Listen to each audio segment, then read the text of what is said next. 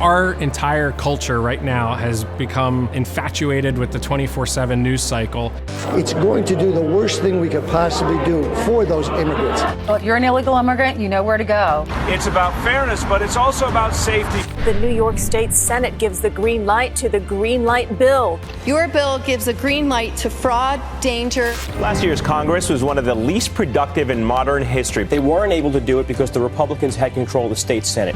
I think this is the most divisive issue facing the country right now. We are coming to you live this morning from the border of El Paso, Texas and Juarez, Mexico. On one hand, the TV screens and radio shows and social media are full of references to what's going on at our borders. And every single mile of wall that's built, Neil, our country is safer because of that. The president, up to now, has not approached this in good faith.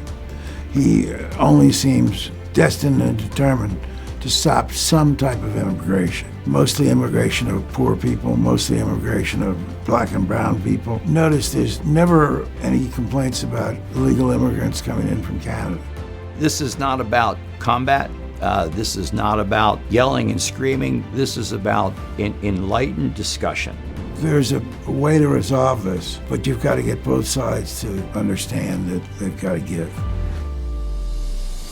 We have a lot of very challenging issues that we face in our time, and unfortunately we've not been able to get substantive policy discourse accomplished to get solutions across the finish line, give a roadmap for policy solutions that are not Republican or Democrat, but they're compromised. They're rooted in compromise. We've got unauthorized immigrants here.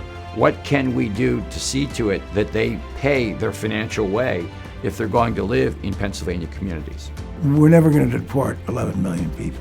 So we've got to find some way to make them legal and allow them to compete in the job market. Over the last 100 years, when an issue might have gotten so complicated or solutions elude those in Washington, D.C., it is often the innovative thinkers in state capitals who have come along and offered a solution. It's not fair and it's not right, and we ought to solve it going forward. Just because the American people are sick and tired of separation of families, things like that. And there's really a desire to get that issue settled.